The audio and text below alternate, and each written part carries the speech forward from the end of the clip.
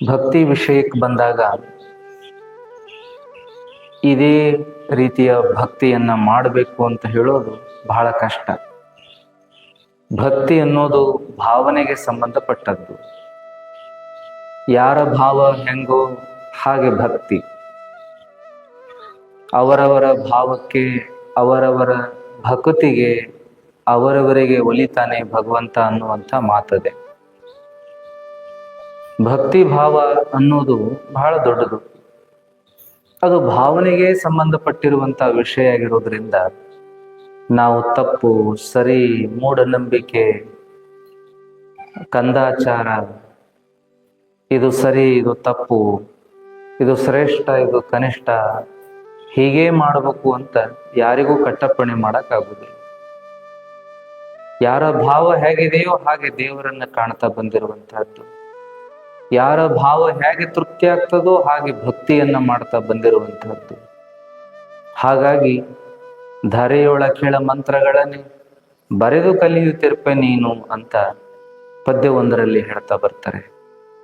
ಅಂದ್ರೆ ನಾವೆಲ್ಲ ಭಕ್ತಿಯ ಬಗ್ಗೆ ಕೇಳ್ತಾ ಬಂದಾಗ, ಆ ಭಕ್ತಿ ನಮ್ಮಲ್ಲಿ ಅಳವಟ್ಟಾಗ ನಾವು ಅದನ್ನು ಯಾವ ರೀತಿಯಲ್ಲಿ ಅಭಿವ್ಯಕ್ತ ಮಾಡ್ತೀವಲ್ಲ, ಅದೊಂದು ಕ್ರಮ, ಅದೊಂದು ಪದ್ಧತಿ, ಅದೊಂದು ಸಂಪ್ರದಾಯ ಅಂತ ಅನಿಸ್ಕೊಂಡ್ಬಿಡ್ತದೆ. ಮುಂದಿನವರು ಹಾಗೇ ಮಾಡಬೇಕು ಅಂತ ಹಾಗೇನಿರೋದಿಲ್ಲ.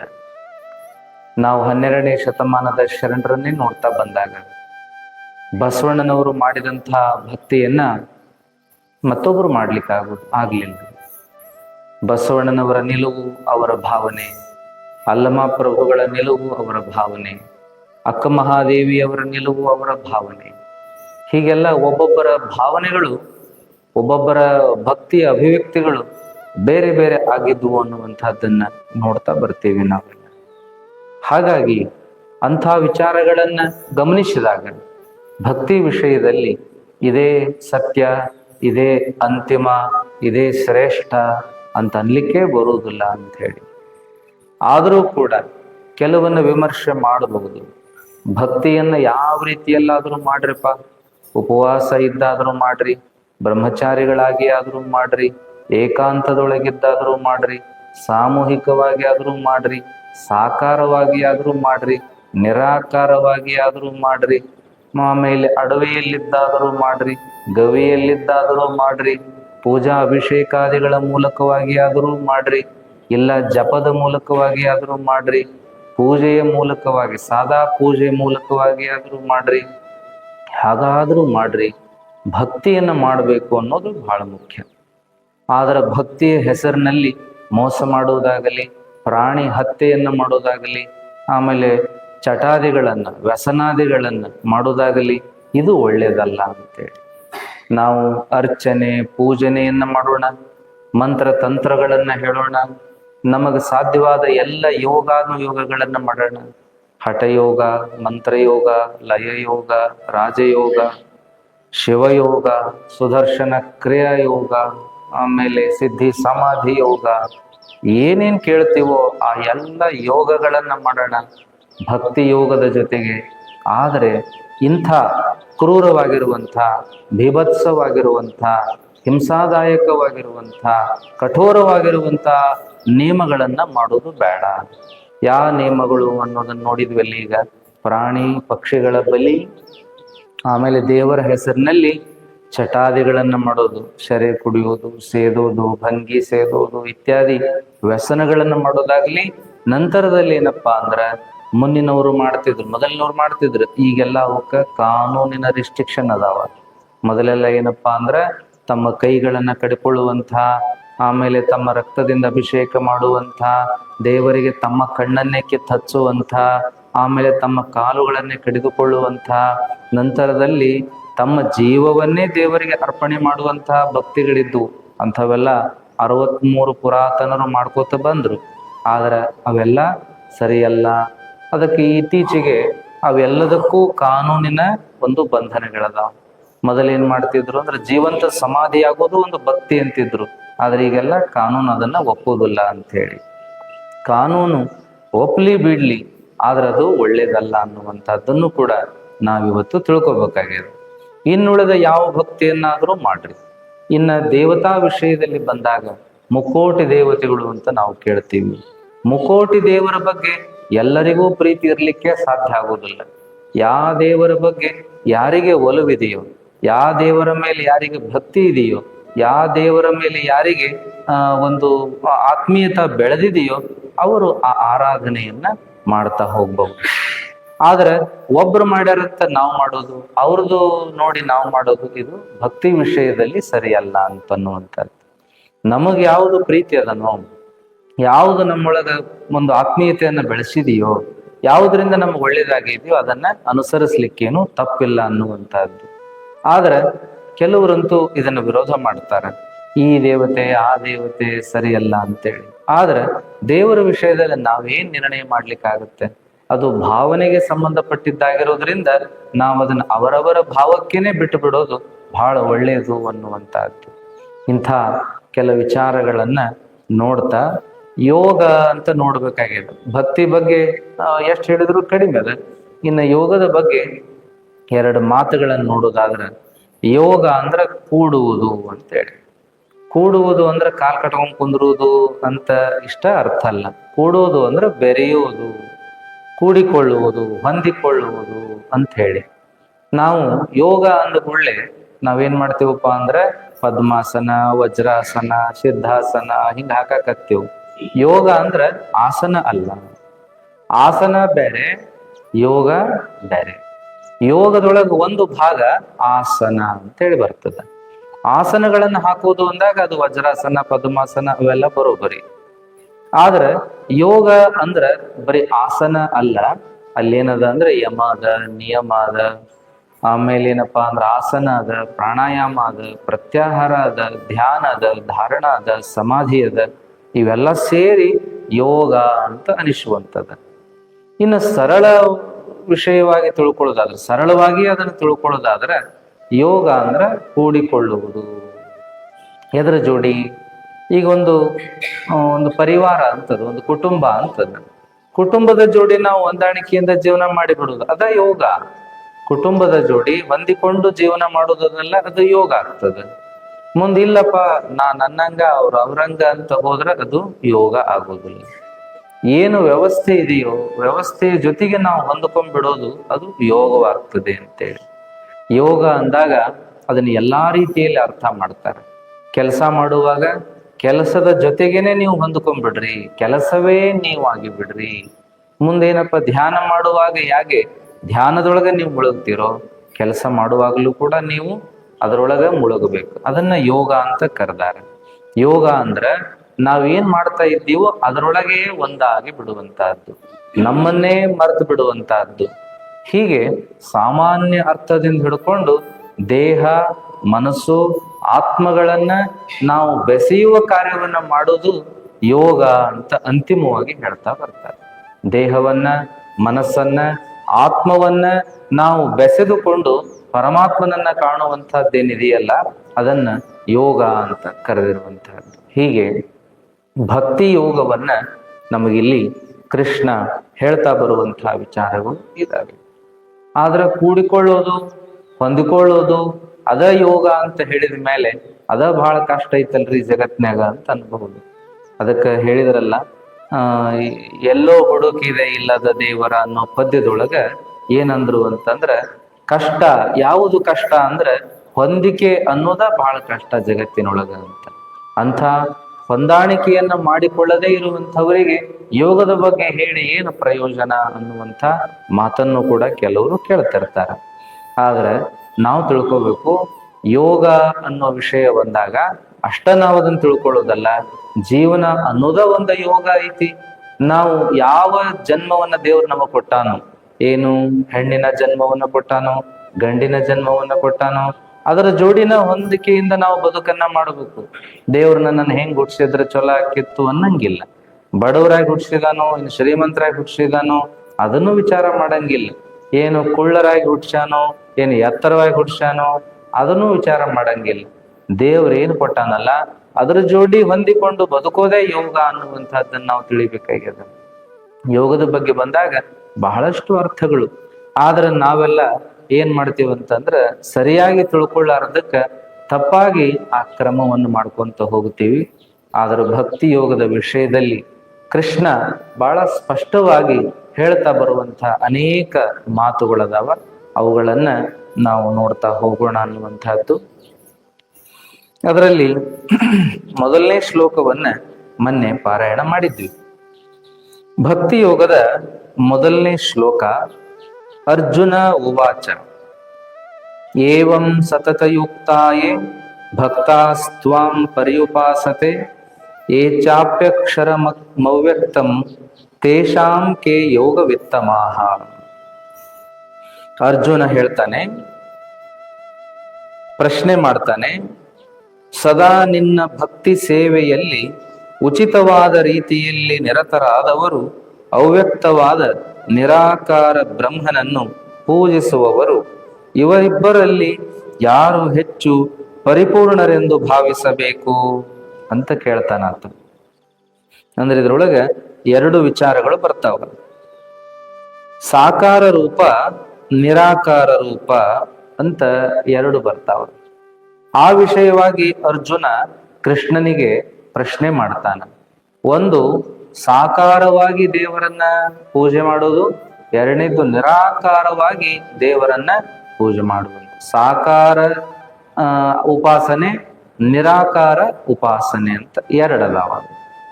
ಸಗುಣೋಪಾಸನೆ, ನಿರ್ಗುಣೋಪಾಸನೆ ಅಂತ ಕರೀತಾರ. ಸಗುಣೋಪಾಸನೆ ಅಂತಂದ್ರ ಮೂರ್ತಿಗಳನ್ನ ಮಾಡಿಕೊಂಡು ದೇವರನ್ನ ಪೂಜೆ ಮಾಡುವಂತದ್ದು.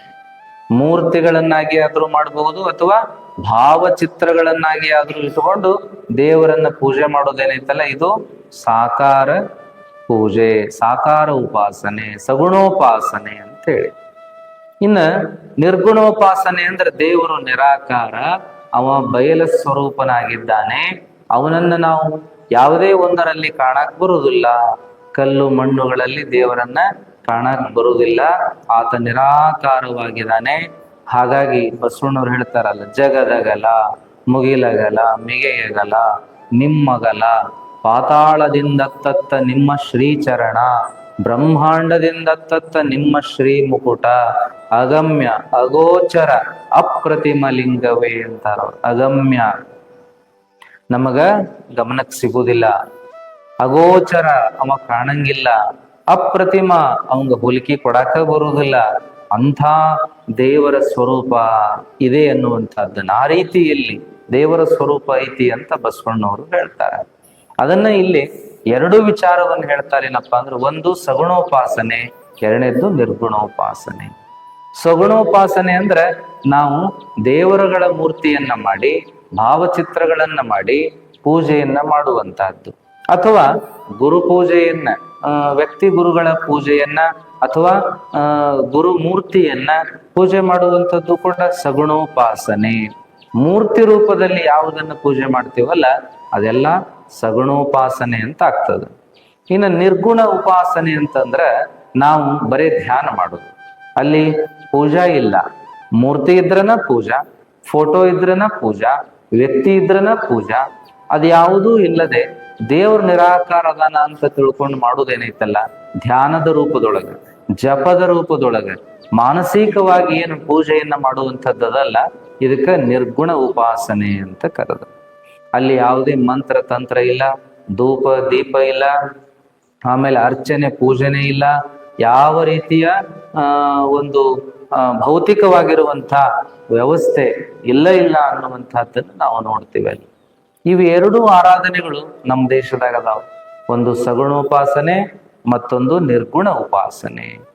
ಇವೆರಡನ್ನು ಬಿಟ್ಟು ಮತ್ತು ಒಂದದ ಏನಪ್ಪಾ ಅಂತ ಕೇಳಿದ್ರೆ, ಅದು ದೇವರೇ ಇಲ್ಲ ಅನ್ನುವ ನಾಸ್ತಿಕವಾದ ಅನ್ನುವಂಥದ್ದು ಒಂದದು. ದೇವರೇ ಇಲ್ಲ, ಏನದ ಅದೆಲ್ಲವೂ ಪ್ರಪಂಚ, ಅದೊಂದು ಪ್ರಕೃತಿ ವ್ಯವಸ್ಥೆ, ಅದ್ರ ಜೊತೆ ನಾವು ಹೊಂದಿಕೊಂಡು ಬದುಕಿ ಬಿಡಬೇಕು.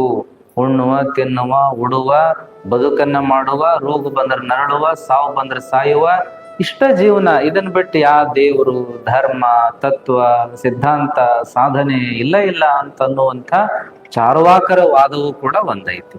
ಆದ್ರೆ ಅದು ಬಹಳ ಇಲ್ಲ ಅನ್ನುವಂಥದ್ದು. ಇತ್ತೀಚೆಗೆ ಅದಂತೂ ನಾವು ಕಾಣೋದೇ ಇಲ್ಲ. ಎಲ್ಲೇ ಒಬ್ಬೊಬ್ರು ಇರ್ತಾರ, ಯಾ ದೇವ್ರು ಯಾ ದೇನ್ರು ಅನ್ನುವಂಥವ್ರು ಆದ್ರೆ ಅಂಥವರ ಸಂಖ್ಯೆ ಬಹಳ ಕಡಿಮೆ. ಇವೆರಡನ್ನ ಮಾತ್ರ ನಾವು ನೋಡ್ತೀವಿ. ಒಂದು ಸಗುಣೋಪಾಸನೆ, ಎರಡನೇದ್ದು ನಿರ್ಗುಣ ಉಪಾಸನೆ. ಆದ್ರೆ ಬಹಳಷ್ಟು ಪ್ರಮಾಣದೊಳಗೆ, ದೊಡ್ಡ ಪ್ರಮಾಣದೊಳಗೆ ಎಲ್ಲಾ ಕಡೆ ಕಾಣುವಂಥದ್ದು ಯಾವುದು ಅಂದ್ರೆ ಸಗುಣೋಪಾಸನೆ. ಗುಡಿಗಳನ್ನ ನಾವು ನೋಡ್ತೀವಲ್ಲ, ಸಾಕಷ್ಟು ಗುಡಿಗಳನ್ನು ನೋಡ್ತೀವಿ, ಮಠಗಳನ್ನು ನೋಡ್ತೀವಿ, ಗದ್ದುಗೆಗಳನ್ನು ನೋಡ್ತೀವಿ, ಆಮೇಲೆ ಏನಪ್ಪಾ ಅಂತ ಮರಗಳನ್ನು ನೋಡ್ತೀವಿ, ಕಟ್ಟೆಗಳನ್ನು ನೋಡ್ತೀವಿ, ಸಮಾಧಿ ಜಾಗೆಗಳನ್ನ ನೋಡ್ತೀವಿ. ಇವೆಲ್ಲವನ್ನ ನಾವು ಸಗುಣೋಪಾಸನೆ ಅಂತ ಕರೆಯುವಂತಹದ್ದು.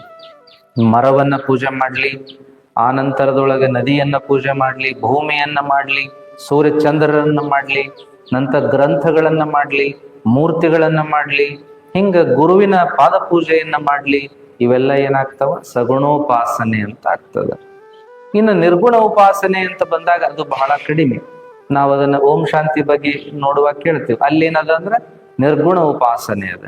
ಅಲ್ಲಿ ಯಾವ ಮೂರ್ತಿ ಪೂಜೆಗಳು ಇಲ್ಲ, ಧ್ಯಾನ ಮಾಡೋದದ, ಅದೊಂದೇ ಅಲ್ಲಿ ಹೇಳುವಂತಹದ್ದು. ಇನ್ನು ಮುಸ್ಲಿಂ ಧರ್ಮದಲ್ಲೂ ಕೂಡ ಏನೈತಪ್ಪ ಅಂದ್ರೆ ನಿರ್ಗುಣ ಉಪಾಸನೆ ಐತಿ. ಅಲ್ಲಿ ದೇವರ ಮೂರ್ತಿ ಮಾಡೋದು, ಪೂಜೆ ಮಾಡೋದು ಏನಿಲ್ಲ, ಅಲ್ಲಿ ಪ್ರಾರ್ಥನಾ ಮಾಡೋದು ಮಾತ್ರ ಐತಿ ಅಂತೇಳಿ. ಇನ್ನು ಕ್ರಿಶ್ಚಿಯನ್ರೊಳಗ ಅವರು ಮೂರ್ತಿ ಮಾಡಿರ್ತಾರ, ಏಸು ಮೂರ್ತಿ, ಆದ್ರೆ ಅದನ್ನ ಪೂಜಾ ಅಭಿಷೇಕ ಇವೇನು ಇರಂಗಿಲ್ಲ ಅಲ್ಲಿ. ಅಲ್ಲಿನೂ ಸಹಿತ ಬರೇ ಪ್ರಾರ್ಥನೆ ಅಂತ ಮಾತ್ರ ಐತಿ. ಅದನ್ನು ಕೂಡ ನಾವು ನಿರ್ಗುಣ ಉಪಾಸನೆ ಅಂತ ನೋಡ್ಬೋದು. ಇನ್ನ ಬೌದ್ಧ ಧರ್ಮದೊಳಗೆ ಅವರು ಕೂಡ ನಿರ್ಗುಣ ಉಪಾಸನೆ ಮಾಡ್ತಾರ. ಅವ್ರದ್ದು ಮೂರ್ತಿ ಪೂಜೆ, ಗುಡಿಗುಂಡಾರ ಇಲ್ಲ. ಅವರು ಬರೇ ಸನ್ಯಾಸಿಗಳು ಉಳ್ಕೊಳ್ಳುವಂತ ಜಾಗ ಮಾತ್ರ ಇರ್ತಾವ. ಅವರಿಗೆ ಬೌದ್ಧ ವಿಹಾರ ಅಂತ ಕರೀತಾರ. ಅವಕ್ಕೆ ಅಲ್ಲೇ ಬುದ್ಧನ ಮೂರ್ತಿ ಮಾಡಿ ಇಟ್ಟಿರ್ತಾರೆ ಖರೆ, ಆದ್ರ ಪೂಜಾ ಅಭಿಷೇಕ ಇವು ಯಾವ ಇರಂಗಿಲ್ಲ. ಧ್ಯಾನ ಮಾಡೋದು ಮಾತ್ರ ಅಲ್ಲಿ ನಡೀತದ. ಅದು ಕೂಡ ನಿರ್ಗುಣ ಉಪಾಸನೆ ಅಂತ. ಇನ್ನ ಜೈನರು ಮಾತ್ರ ಏನಪ್ಪಾ ಅಂದ್ರೆ ಅವರು ಸಗುಣೋಪಾಸನೆ ಮಾಡ್ತಾರೆ. ಜೈನರು ಎಲ್ಲಾ ದೇವತೆಗಳ ಪೂಜೆ ಪುನಸ್ಕಾರಗಳನ್ನ ಮಾಡ್ತಾರೆ. ಅವರು ತೀರ್ಥಯಾತ್ರೆಯನ್ನು ಮಾಡ್ತಾರೆ. ಆಮೇಲೆ ದೇವ ಕಾರ್ಯಗಳನ್ನು ಸಾಕಷ್ಟು ದೊಡ್ಡ ಪ್ರಮಾಣದೊಳಗೆ ಮಾಡ್ತಾರೆ. ಇನ್ನು ನಂತರದಲ್ಲಿ ಇನ್ನು ಸಿಖ್ ಧರ್ಮದೊಳಗೂ ಕೂಡ ಏನ್ ನೋಡ್ತೇವೆ ಅಂದ್ರೆ ನಿರ್ಗುಣ ಉಪಾಸನೆಯನ್ನ ನೋಡ್ತೇವೆ ನಾವು. ಅಲ್ಲಿ ಮೂರ್ತಿ ಅದು ಏನ್ ಇರಂಗಿಲ್ಲ, ಫೋಟೋ ಇಟ್ಟಿರ್ತಾರ ಗುರುಗಳದ್ದು, ನಾನಕರದ್ದು ಫೋಟೋ ಇಟ್ಟಿರ್ತಾರ. ಇನ್ನ ಅದನ್ನ ಗ್ರಂಥ ಇಟ್ಟಿರ್ತಾರ ನೋಡ್ರಿ, ಅವ್ರು ಧರ್ಮ ಗ್ರಂಥ ಸಾಹೇಬ ಅಂತ ಹೇಳಿ ಕರೀತಾರ. ಅವರ ಧರ್ಮ ಗ್ರಂಥವನ್ನ ಅವ್ರು ಬಹಳ ಭಕ್ತಿಯಿಂದ ಕಾಣ್ತಾರ. ಧರ್ಮ ಗುರು ಬೇರೆ ಅಲ್ಲ, ಧರ್ಮ ಗ್ರಂಥ ಬೇರೆ ಅಲ್ಲ. ದೊಡ್ಡ ಮಂಟಪವನ್ನ ಮಾಡಿ ಅದರಾಗ ದೊಡ್ಡ ಗ್ರಂಥ ಮಾಡಿ ಇಟ್ಟಿರ್ತಾರ. ಎಷ್ಟು ಭಕ್ತಿಯಿಂದ ನಡ್ಕೋತಾರ ಅಂದ್ರೆ ಅದಕ್ಕೆ ನಮಸ್ಕಾರ ಮಾಡೋದು, ಗ್ರಂಥವನ್ನ ಓದ್ತಾ ಹೋಗೋದು, ಓದೋದನ್ನ ಕುಂತು ಕೇಳೋದು ನೀವು ನೋಡಿರ್ಬೇಕು. ಅಮೃತ್ಸರಕ್ಕೆ ಹೋದವ್ರಿಗೆ ಗೊತ್ತಿರ್ತೈತಿ. ಮತ್ತ ಬೀದರ್ನ್ಯಾಗೂ ಕೂಡ ಒಂದು ಗುರುದ್ವಾರ ಐತಿ, ಅಲ್ಲಿ ಬಹಳ ಚಂದ ಐತ್ರಿ, ನೋಡ್ಬಹುದು ನೀವು. ಅಲ್ಲಿ ಹೋದ್ರೆ ಬಹಳ ಒಳ್ಳೆ ವ್ಯವಸ್ಥೆ ಇಟ್ಟಾರ. ಗುರು ನಾನಕರು ಬೀದರಿಗೆ ಬಂದ್ ಹೋಗ್ಯಾರ ಅನ್ನುವಂತ ಕಾರಣಕ್ಕೆ ಅಲ್ಲೊಂದು ಸುಂದರವಾದ ಗುರುದ್ವಾರ ಕಟ್ಟ್ಯಾರ, ಬಹಳ ದೊಡ್ಡದು ಕಟ್ಟ್ಯಾರ. ಮತ್ತ ಅವರಲ್ಲಿ ಸೇವಾ ಮನೋಭಾವನ ಬಹಳ ದೊಡ್ಡದು. ಮೂರ್ತಿ ಪೂಜೆ ಅಭಿಷೇಕ ಇವೆಲ್ಲ ಇಲ್ಲಂದ್ರೂ ಕೂಡ ಅಲ್ಲಿ ಗ್ರಂಥವನ್ನಿಟ್ಟು ಆರಾಧನೆ ಮಾಡುವಂಥದ್ದದ, ಗ್ರಂಥವನ್ನು ಓದುವಂಥದ್ದದ, ಗ್ರಂಥವನ್ನೇ ಗುರುವನ್ನಾಗಿ ಕಾಣುವಂಥದ್ದದ. ಹಾಗಾಗಿ ಗ್ರಂಥ ಸಾಹೇಬ, ಗ್ರಂಥ ಗುರು ಅಂತ ಕರೆಯುವಂಥದ್ದದ. ಎಲ್ಲರೂ ಅಲ್ಲಿ ಹೋದ್ರೆ ಕಾಲ್ ತೊಳ್ಕೊಂಡ ಒಳಗ್ ಹೋಗ್ಬೇಕು. ಅಲ್ಲಿ ಗುರು ನಾನಕರ ಪಾದದಿಂದ ಹುಟ್ಟಿದ ಒಂದು ಜಲ ಐತಿ, ಅದನ್ನೆಲ್ಲರೂ ಸ್ವೀಕಾರ ಮಾಡ್ಬೇಕು. ಆಮೇಲೆ ಸ್ವಚ್ಛತಾ ಬಹಳ ಕಾಯ್ಕೋಬೇಕು. ಆಮೇಲೆ ಆ ಗುರುದ್ವಾರದೊಳಗೆ ಹೋದಾಗ ಆ ಗ್ರಂಥ ಪಾರಾಯಣ ಮಾಡ್ತಿರ್ತಾರಲ್ಲ, ಎಲ್ಲರೂ ಸುಮ್ಮನೆ ಕುಂತು ಕೇಳ್ಬೇಕು. ನಿಮ್ಗೆ ಎಷ್ಟು ಹೊತ್ತು ಸಾಧ್ಯ ಐತಿ, 10 ನಿಮಿಷ ಅಥವಾ 1 ಗಂಟೆನೋ, ನಿಮ್ಗೆ ಎಷ್ಟು ಸಾಧ್ಯ ಐತಿ ಅಷ್ಟು ಹೊತ್ತು ಕುಂತು ಅಲ್ಲಿ ಪ್ರವಚನವನ್ನ ಕೇಳಬೇಕು. ಆ ನಂತರ ಧ್ಯಾನ ಮಾಡುವಂತ ಜಾಗನೂ ಐತಿ. ಅದಾದ ಮೇಲೆ ಏನಪ್ಪಾ ಅಂದ್ರೆ ಮುಂದೆ ಪ್ರಸಾದ, ಲಂಗರ್ ಅಂತ ಬಹಳ ಚಂದ ವ್ಯವಸ್ಥೆ ಮಾಡ್ತಾರ. ಇಂಥ ಸೇವಾ ಮಾಡ್ತಾರಲ್ಲ, ಕೋಟ್ಯಾಧಿಪತಿಗಳು ಸಹಿತ ಅಲ್ಲಿ ಬಂದು ಕಸ ಹೊಡಿತಾರ, ಅಡಿಗೆ ಮಾಡಾಕ್ ನಿಲ್ತಾರ, ಕಾಯಿಪಲ್ಲೆ ಹೆಚ್ಚಿ ಕೊಡ್ತಾರ, ಆ ಊಟಕ್ಕೆ ನೀಡಾಕ್ ನಿಲ್ತಾರ, ಭಾಂಡೆ ತೊಳೆದು ಕೊಡ್ತಾರ, ಬರೋ ಹೋಗೋರ್ಗೆಲ್ಲ ಕಾಳಜಿಲೆ ಮಾತಾಡಿಸ್ತಾರ. ಎಷ್ಟು ಸೇವಾ ಮಾಡ್ತಾರಂದ್ರ ಬಹಳ ಆಶ್ಚರ್ಯ. ಶ್ರೀಮಂತ ಹೆಣ್ಮಕ್ಳು ಸಹ ಕಸ ಗೂಡಿಸಿ ಏನ್ ಮಾಡ್ತಾರಂದ್ರ ಆ ಕಸ ಮರದಾಗ ತುಂಬಿ ಚೆಲ್ಲಂಗಿಲ್ಲ ಅಂತ್ರಿ ಅವ್ರು. ಏನಪ್ಪಾ ಅಂದ್ರ ಆ ಕಸಾನ ಮರದಾಗ ತುಂಬ್ಕೊಂಡ ಮೇಲೆ ಮುಂದ ನೀಟಂತ ಸೆರಗನ್ಯಾಗ ಕಟ್ಕೊಂಡು ಮನಿಗೆ ಒಯ್ತಾರಂತ ಅದನ್ನ. ಯಾಕಂದ್ರ ಅಲ್ಲಿ ಬರುವಂತವ್ರೆಲ್ಲ ಭಕ್ತರೇ ಬರ್ತಾರ, ಭಕ್ತಿಯಿಂದ ಬರ್ತಾರ, ಆಮೇಲೆ ಪ್ರೀತಿಯಿಂದ ಬರ್ತಾರ. ಅಂಥವರ ಒಂದು ಪಾಸಿಟಿವ್ ವೈಬ್ರೇಷನ್ ಅವರ ಒಂದು ಸಕಾರಾತ್ಮಕ ತರಂಗಗಳು ಈ ವಾತಾವರಣದೊಳಗೆ ಇರ್ತಾವ. ಮತ್ತ ಅವರು ಏನು ಪಾದ ಧೂಳಿ ಬಿಟ್ಟು ಹೋಗಿರ್ತಾರ, ಅದ್ರೊಳಗೆ ಏನಪ್ಪಾ ಅಂದ್ರ ಭಕ್ತಿನೇ ಇರ್ತದ ಅನ್ನುವಂತಹ ಕಾರಣಕ್ಕ ಅವ್ರ ಅದನ್ನ ಸೆರಗನೆ ಕಟ್ಕೊಂಡು ಮನ್ಯಾಗ ಓದಿ ಇಡ್ತಾರಂತ್ರಿ ಅದನ್ನ. ಏನ್ರಿ, ಇಂಥ ಒಂದು ವಿಚಾರವನ್ನ ನಾವು ನೋಡ್ತಾ ಬರ್ತೀವಿ. ಸೇವಾ ಮನೋಭಾವನ ಅಂತೂ ಬಹಳ ದೊಡ್ಡದ್ರಿ. ಏನು ಲಕ್ಷ ಲಕ್ಷ ಜನಕ್ಕೆಲ್ಲ ಅಡಿಗೆ ಮಾಡಿ ಉಣಿಸುವಂತ ವ್ಯವಸ್ಥೆ, ಮತ್ತ ಅದಕ್ಕಂತ ಒಂದು ಟೀಮ್ ಇರ್ತದ. ಆದ್ರೆ ಇನ್ನುಳಿದವ್ರು ಹೋದವರು ಸಹಿತ ಅಲ್ಲಿ ಸೇವಾ ಮಾಡಿ ಬರುವಂತಹದ್ದನ್ನ ನೋಡ್ತೀವಿ. ಎಷ್ಟು ಸಾಧ್ಯತೆ ಅಷ್ಟೇ ತಮ್ಮ ಕೈಲಾದ ಸೇವಾ ಮಾಡಿ ಬರ್ತಾರೆ. ಆದ್ರೆ ನಮ್ಮಲ್ಲಿ ಅದೇನು ಇಲ್ಲ, ನಮ್ಮಲ್ಲಿ ಸೇವಾ ಮನೋಭಾವನ ಬಹಳ ಕಡಿಮೆ ಇದೆ. ಈ ಓಂ ಶಾಂತಿ ಒಳಗೂ ಸೇವಾ ಮನೋಭಾವನೆಯನ್ನ ನೋಡ್ತೇವೆ. ಇನ್ನು ಬೇರೆ ಬೇರೆ ಕಡೆಗಳಲ್ಲಿ ನಾವು ನೋಡ್ತಿರ್ತೀವಿ. ನಿಮಗ ಗೊತ್ತದ, ಸುಧಾಮೂರ್ತಿ ಅವರು ಬಹಳ ದೊಡ್ಡ ಒಂದು ಸಂಸ್ಥೆಯ ನಡೆಸುವಂತ ಪುಣ್ಯಾತ್ಮರು. ಅವ್ರೇನಪ್ಪಾ ಅಂದ್ರೆ ಗುಡಿಗಳಿಗೆ ಹೋದಾಗ, ದೇವಸ್ಥಾನಗಳಿಗೆ ಹೋದಾಗ, ಮಠಗಳಿಗೆ ಹೋದಾಗ ಅಲ್ಲೇನಪ್ಪಾ ಅಂದ್ರೆ ಕಾಣುವಂತ ಕೆಲಸ ಮಾಡ್ತಾರೆ. ಕಸಾರ ಗುಡಿಸೋದಿರ್ಬಹುದು, ಕಾಯಿಪಲ್ಯಾರ ಹೆಚ್ಚೋದಿರ್ಬಹುದು, ಅಡಿಗೆ ಮನೆಯೊಳಗೆ ಏನ್ ಸಾಧ್ಯತೆ ಆ ಸೇವಾ ಮಾಡುವಂತದ್ದಿರ್ಬಹುದು. ಹಿಂಗ ಇಂಥ ಒಂದು ಸಂಸ್ಕೃತಿಯನ್ನ ಮೈಗೂಡಿಸ್ಕೊಂಡವ್ರು ಇರ್ತಾರ. ಇದು ಏನಪ್ಪಾ ಅಂದ್ರೆ ಅದೊಂಥರದ ಸೇವೆ. ಇಲ್ಲೇ ಸಾಕಾರ ನಿರಾಕಾರ ಅಂತ ನೋಡಕತ್ತೀವಲ್ಲ, ನಿರಾಕಾರದ ಉಪಾಸನೆ ಒಳಗೆ ಸಿಖ್ಖರದು ಬಹಳ ವಿಶೇಷ. ಅವರು ನಿರಾಕಾರ ನಿರ್ಗುಣ ಉಪಾಸಕರಾದರೂ ಕೂಡ ಅವ್ರೇನಂತ ತಿಳ್ಕೊತಾರ ಅಂದ್ರೆ ಬರುವ ಭಕ್ತರೇ ದೇವರು ಅಂತ ತಿಳ್ಕೊಂಡು ಅವ್ರ ಸೇವಾ ಮಾಡೋದ ಪೂಜಾ ಅಂತ ತಿಳ್ಕೊಂಡು ಮುಂದುವರಿತಾರ ಅನ್ನುವಂಥದ್ದಕ್ಕೆ ಈ ಮಾತುಗಳನ್ನು ನೋಡ್ತೀವಿ. ಹಿಂಗ ಸಗುಣ ಮತ್ತು ನಿರ್ಗುಣ ಉಪಾಸನೆ ಎರಡದಾವ ಅನ್ನುವಂಥದ್ದು. ಅದನ್ನ ಇಲ್ಲಿ ಏನ್ ಕೇಳ್ತಾನಂದ್ರ ಅರ್ಜುನ, ಸದಾ ನಿನ್ನ ಭಕ್ತಿ ಸೇವೆಯಲ್ಲಿ ಉಚಿತವಾದ ರೀತಿಯಲ್ಲಿ ನಿರತರಾದವರು, ಅವ್ಯಕ್ತವಾದ ನಿರಾಕಾರ ಬ್ರಹ್ಮನನ್ನು ಪೂಜಿಸುವವರು, ಇವರಿಬ್ಬರಲ್ಲಿ ಯಾರು ಪರಿಪೂರ್ಣರು ಅಂತ ಭಾವಿಸ್ಬೇಕು ಅಂತ ಕೇಳ್ತಾನೆ. ಸಗುಣ ಮತ್ತು ನಿರ್ಗುಣ ಉಪಾಸನೆ ಅಂತ ನೋಡಿದೀವಿ ನಾವು. ಇದ್ರಾಗ ಯಾವುದು ಶ್ರೇಷ್ಠ? ಮೂರ್ತಿ ಪೂಜೆ ಶ್ರೇಷ್ಠೋ ಅಥವಾ ನಿರಾಕಾರ ದೇವರ ಒಂದು ಧ್ಯಾನ ಪ್ರಾರ್ಥನೆ ಶ್ರೇಷ್ಠೋ ಅನ್ನುವಂತ ಪ್ರಶ್ನೆ ಬಂತು. ಆ ಅರ್ಜುನ ಕೇಳಿದ ಪ್ರಶ್ನೆ ಕೃಷ್ಣ ಹೇಳ್ತಾನ ಏನಪ್ಪಾ ಅಂತಂದ್ರೆ, ಶ್ರೀ ಭಗವಾನುವಾಚ ಮಯ್ಯಾವೇಶ್ಯ ಮನೋ ಯೇ ಮಾಂ ನಿತ್ಯಯುಕ್ತ ಉಪಾಸತೆ ಶ್ರದ್ಧಯಾ ಪರಯೋಪೇತಾಸ್ಥೆ ಮೇ ಯುಕ್ತತಮ ಮತಾಹ ಅಂತ ಹೇಳ್ತಾನೆ. ದೇವೋತ್ತಮ ಪರಮಪುರುಷನು ಹೀಗೆಂದನು, ಯಾರು ನನ್ನ ಸಾಕಾರ ರೂಪದಲ್ಲಿ ತಮ್ಮ ಮನಸ್ಸನ್ನು ನಿಲ್ಲಿಸುತ್ತಾರೆಯೋ ಮತ್ತು ಅಧಿಕವಾದ ಹಾಗೂ ಅಲೌಕಿಕವಾದ ನಿಷ್ಠೆಯಿಂದ ನನ್ನನ್ನು ಪೂಜಿಸುವುದರಲ್ಲಿ ನಿರತರಾಗಿದ್ದಾರೋ ಅವರನ್ನು ನಾನು ಅತ್ಯಂತ ಪರಿಪೂರ್ಣರು ಎಂದು ಭಾವಿಸುತ್ತೇನೆ ಅಂತ ಹೇಳ್ತಾನೆ. ಕೃಷ್ಣ ಏನು ಹೇಳ್ತಾನಪ್ಪ ಅಂದ್ರೆ ಸಾಕಾರ ಉಪಾಸನೆ ಬಗ್ಗೆ ಹೇಳ್ತಾನ.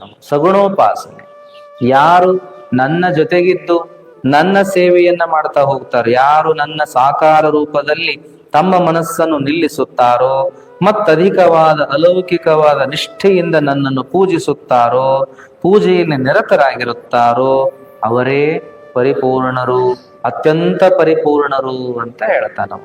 ಅಂದ್ರೆ ನಿರಾಕಾರ ದೇವರನ್ನ ಆರಾಧನೆ ಮಾಡೋದು ಅಷ್ಟು ಸುಲಭದ್ದಲ್ಲ. ಕಾಣದ ದೇವರನ್ನ ಹೆಂಗ ನಾವು ನಂಬೋದು ಅಥವಾ ನಂಬಿಕೆ ಹೆಂಗ್ ಬರ್ತದ, ಅವನನ್ನ ಹೆಂಗ ಪ್ರೀತಿ ಮಾಡಕ್ ಸಾಧ್ಯ ಆಗ್ತದ, ಅವನನ್ನ ಹೆಂಗ ನಾವು ಶ್ರದ್ಧೆಯಿಂದ ಭಜನೆ ಪ್ರಾರ್ಥನೆಗಳನ್ನ ಮಾಡಕ್ ಸಾಧ್ಯ ಆಗ್ತದ ಅನ್ನುವಂಥದ್ದು ಕಾಣಂಗೆ ಇಲ್ಲ. ಕಾಣಲಾರದೆ ಇರುವುದರ ಬಗ್ಗೆ ನಮಗೇನು ಕಲ್ಪನಾನ ಬರುವುದಿಲ್ಲ, ನಮಗ ಕಾಣೋದೂ ಇಲ್ಲ, ಅದರ ಬಗ್ಗೆ ಕಲ್ಪನೆನೂ ಇಲ್ಲ ಅಂದಾಗ ಭಕ್ತಿ ಹೆಂಗ್ ಬರ್ತೈತಿ ನಮಗ ಅಂತೇಳಿ. ಈಗ ನೀವೆಲ್ಲ ನೋಡ್ತೀರಿ, ಜೊತೆಗಿದ್ದವ್ರ ಬಗ್ಗೆ ಅತ್ಯಂತ ಪ್ರೇಮದಿಂದ ನೀವು ನಡ್ಕೊಂತೀರಿ, ಅವರಿಗೆ ಸಾಕಷ್ಟು ಪ್ರೀತಿಯನ್ನ ಧಾರೆ ಎರಿತೀರಿ, ಅವರಿಗೆ ಏನೆಲ್ಲ ಅನುಕೂಲ ಮಾಡಿಕೊಡ್ಬಹುದು, ವ್ಯವಸ್ಥೆ ಮಾಡಿಕೊಡ್ಬಹುದು, ಅವರ ಕಷ್ಟಗಳನ್ನು ಕೇಳಬಹುದು, ಸಹಾಯ ಮಾಡಬಹುದು. ಹೌದಲ್ರಿ? ನಿಮ್ ಜೊತೆಗಿದ್ದ ಮಕ್ಕಳು, ಮನೆಯಾಗಿದ್ದ ಮಕ್ಕಳಿಗೆ ನೀವೇನೆಲ್ಲ ಕಾಳಜಿ ಮಾಡ್ತೀರಿ, ಉಣಿಸೋದು ತಿನ್ನಿಸೋದಿರಬಹುದು, ಆಮೇಲೆ ಉಡಿಸೋದು ತೊಡಿಸೋದಿರಬಹುದು, ಬೇಕು ಬೇಡಗಳನ್ನ ವ್ಯವಸ್ಥೆ ಮಾಡಿ ಕೊಡುವುದಿರಬಹುದು, ಇದೆಲ್ಲ ಮಾಡ್ತೀರಿ ನೀವು. ಆದ್ರೆ ನಿಮ್ಮನ್ನು ಬಿಟ್ಟು ಬಹಳ ದೂರದ ನಮ್ಮ ಮಗ ಮಗಳು, ಅವ್ರಿಗೆ ನಿಮ್ ಪ್ರೀತಿ ಹೆಂಗ್ ವ್ಯಕ್ತಪಡಿಸ್ತೀರಿ? ವ್ಯಕ್ತಪಡಿಸಾಕ ಬರುವುದಿಲ್ಲ. ಏನೋ ಫೋನ್ ಅದಾವ ಅಂತೇಳಿ ಆರಾಮದೇನೋ, ಆರಾಮಿರು, ಕಾಳಜಿ ತಗೋ, ಇಷ್ಟ ಹೇಳ್ಬೋದ ವಿನಃ ಇನ್ನೇನೋ ಮಾಡಕ್ ಆಗುದಿಲ್ಲ. ಫೋನ್ ಇಲ್ಲ ಅಂದ್ರೆ ಅದನ್ನು ಮಾಡಕ್ ಆಗ್ತೇ ಇದ್ದಿದ್ದಿಲ್ಲ. ಪತ್ರ ಬರೆದ್ರೆ ಅದು ಮಾತು ಬೇರೆ, ಪತ್ರನೂ ಇಲ್ಲ, ಫೋನು ಇಲ್ಲ ಅಂತಿದ್ರೆ ನಮ್ ಪ್ರೀತಿಯನ್ನ ದೂರ ಇರುವ ಮಕ್ಕಳಿಗೆ ಹೆಂಗ್ ಮುಟ್ಸೋದು, ನಾವು ಅವ್ರ ಜೊತೆಗೆ ಹೆಂಗ್ ಹಂಚ್ಕೊಳ್ಳೋದು? ಆಗೋದೇ ಇಲ್ಲ. ಹಂಗಾಗಿ ಈ ನಿರಾಕಾರವಾಗಿರುವಂತಹ ವಿಚಾರ ಮತ್ತು ಸಾಕಾರವಾಗಿರುವಂತಹ ವಿಚಾರಕ್ಕೆ ಇದ ಸಂಬಂಧ ಬೀಳ್ತದೆ. ಜೊತೆಗಿದ್ದವರನ್ನ ನಾವು ಕಾಳಜಿ ಮಾಡಬಹುದು, ಆಮೇಲೆ ಅವರಿಗೆ ಪ್ರೀತಿ ವಿಶ್ವಾಸಗಳನ್ನ ಅವರಿಗೆ ಕೊಡಬಹುದು, ಅನುತನುವು ಕೇಳಬಹುದು, ಸಹಾಯ ಸಹಕಾರ ಮಾಡಬಹುದು. ದೂರ ಇದ್ದವ್ರಿಗೆ ಏನ್ ಮಾಡಕ್ ಸಾಧ್ಯ ಆಗ್ತದ? ಹಂಗ ದೇವರನ್ನ ಮೂರ್ತಿ ರೂಪದೊಳಗ ನಾವು ಕಾಣೋದು ಬಹಳ ಸುಲಭ. ಮೂರ್ತಿ ರೂಪದೊಳಗಿದ್ದ ದೇವರನ್ನ ಪೂಜೆ ಮಾಡೋದು ಬಹಳ ಸುಲಭ. ಮೂರ್ತಿ ರೂಪದೊಳಗಿರುವಂತಹ ದೇವರನ್ನ ನಾವೇನಪ್ಪಾ ಅಂದ್ರೆ ಅತ್ಯಂತ ಆತ್ಮೀಯತೆಯಿಂದ ಕಂಡು ನಾವು ಆ ದೇವರ ಮುಂದೆ ಕಷ್ಟ ಸುಖಗಳನ್ನ ಹೇಳಿಕೊಳ್ಳೋದು ಸುಲಭ. ಮೈ ಮುಟ್ಟಿ ಕೈ ಮುಟ್ಟಿ ಸೇವೆ ಮಾಡುವಂತಹದ್ದು ಬಹಳ ಸುಲಭ ಅಂತೇಳಿ. ಹಾಗಾಗಿ ಕೃಷ್ಣ ಏನ್ ಹೇಳ್ತಾನಂದ್ರ ಸಗುಣೋಪಾಸನೆ ಬಗ್ಗೆ ಹೇಳ್ತಾನ. ಯಾವಾಗಲೂ ನನ್ನ ಜೊತೆಗಿದ್ದು ನನ್ನನ್ನ ಅತ್ಯಂತ ಪ್ರೀತಿಯಿಂದ ಯಾರು ಪೂಜೆ ಮಾಡ್ತಾರೋ, ಭಕ್ತಿಯಿಂದ ಕಾಣ್ತಾರೋ ಅವರನ್ನೇ ನಾನು ಅತ್ಯಂತ ಶ್ರೇಷ್ಠ ಅಂತ ತಿಳ್ಕೊತೀನಿ ಅಂತಾನೆ. ಅಂದ್ರೆ ಸಗುಣೋಪಾಸನೆ ಬಗ್ಗೆ ಹೇಳ್ದಂಗಾಯ್ತು. ಇದನ್ನ ನಾವು ಒಂದೆರಡು ಉದಾಹರಣೆ ಒಳಗೆ ನೋಡಬಹುದು. ವಿವೇಕಾನಂದರು ಒಬ್ಬ ರಾಜನನ್ನ ಭೇಟಿ ಆಗಕ್ ಹೋದಾಗ ಅವ ರಾಜ ದೇವರ ಇಲ್ಲ ಅಂತ ವಾದ ಮಾಡ್ತಿದ್ನಂತೆ. ದೇವರ ಇಲ್ಲ, ಎಲ್ಲ ಮೂರ್ತಿ ಸುಳ್ಳು, ಎಲ್ಲ ದೇವರ ಬಗ್ಗೆ ಏನೇನೋ ಹೇಳ್ತಾರ ಅವೆಲ್ಲವನ್ನ ನಾವು ನಂಬೋದಿಲ್ಲ ಅಂತ ಅವ ಹೇಳ್ತಿದ್ದ. ಕಾಣೋದನ್ನ ನಂಬೋದು, ಕಾಣ್ಲಾರದನ್ನ ಇನ್ನೇನ್ ನಂಬೋದೈತಿ, ಅದನ್ನ ನಾವು ಹೆಂಗ ಆರಾಧನೆ ಮಾಡೋದೈತಿ ಅಂತ ಅವ ವಾದ ಮಾಡುವಾಗ ಈ ವಿವೇಕಾನಂದ್ರ ಏನ್ ಮಾಡಿದ್ರಂತ, ರಾಜನ ತಂದೆಯ ಫೋಟೋ ಇತ್ತಂತ. ರಾಜನ ತಂದೆ ಫೋಟೋ ನೋಡಿ ಇವ್ರ್ಯಾರು ಅಂತ ಕೇಳಿದ್ರಂತ ವಿವೇಕಾನಂದರು. ರಾಜ ಅಂದ, ನಮ್ಮ ತಂದೆ ಫೋಟೋ ಅದು, ನಮ್ಮ ತಂದೆಯವರ ಫೋಟೋ. ಅವಾಗ ಆ ತಂದೆಯವರ ಫೋಟೋವನ್ನ ಬಿಚ್ಚಿ ಅವ್ರ ನೆಲದ ಮೇಲೆ ಇಡಾಕ್ ಹೋದ್ರಂತೆ. ಇಡಬೇಡ್ರಿ ಅಂತ ಯಾಕ? ನಮ್ ತಂದೆ ಗೌರವಕ್ಕೆ ಧಕ್ಕೆ ಆಗ್ತದ, ಅವರು ಈ ಸಾಮ್ರಾಜ್ಯವನ್ನ ಆಳಿದವರು, ನಮ್ಮೆಲ್ಲರಿಗೂ ಹಿರಿಯರು, ನಮ್ಮ ಮಾರ್ಗದರ್ಶಕರು, ನಮ್ಮ ತೀರ್ಥ ಸ್ವರೂಪರವರು, ಅವ್ರ ಬಗ್ಗೆ ನಮಗ್ ಭಕ್ತಿ ಅದ, ಅವ್ರ ಭಾವಚಿತ್ರ ಮ್ಯಾಲೇನೆ ಇರಬೇಕು, ಕೆಳಗಿಡುವಂಗಿಲ್ಲ ಅಂತ ಹೇಳಿ. ಅವಾಗ ವಿವೇಕಾನಂದ್ರ ಹೇಳಿದ್ರಂತ, ಅದು ಬರೇ ಭಾವಚಿತ್ರ, ಅದು ಬರೇ ಚಿತ್ರದು, ಅವ್ರೇನ್ ಅಲ್ಲವಲ್ಲ, ನಿಮ್ ತಂದೆ ಅಲ್ಲಲ್ಲ, ಹಂಗಾಗಿ ಎಲ್ಲಿಟ್ರೇನು ಏನ್ ಮಾಡಿದ್ರೇನು ಅಂತಂದಾಗ ಹಂಗ್ ಮಾಡಕ್ ಬರುದಿಲ್ಲ, ಅದು ಚಿತ್ರ ಆಗಿದ್ರು ಸಹಿತ ನಮ್ಮ ತಂದೆಯ ಚಿತ್ರ, ನಮ್ಮ ತಂದೆಯ ಸ್ವರೂಪವನ್ನಲ್ಲಿ ನಾವು ಕಾಣ್ತೀವಿ, ತಂದೆಯ ಗುಣಾವಗುಣಗಳನ್ನ ನಾವು ಅಲ್ಲಿ ಕಾಣ್ತೀವಿ, ತಂದೆಯ ಮಾರ್ಗದರ್ಶನವನ್ನ ನಾವು ನೆನಪಿಸ್ಕೋತೀವಿ ಫೋಟೋ ನೋಡೋ ಮೂಲಕ. ಆ ಫೋಟೋ ನಮಗ ಅತ್ಯಂತ ಪ್ರೇರಣಾದಾಯಕವಾಗಿರುವಂತಹದ್ದು. ಆ ಫೋಟೋ ನಮ್ಮನ್ನ ಸದಾ ಕಾಲ ಎಚ್ಚರಿಸುವಂತಹ ಕಾರ್ಯವನ್ನ ಮಾಡ್ತದ ಅಂತ ಹೇಳಿ ವಿವೇಕಾನಂದರಿಗೆ ರಾಜ ಹೇಳಿದ್ನಂತ.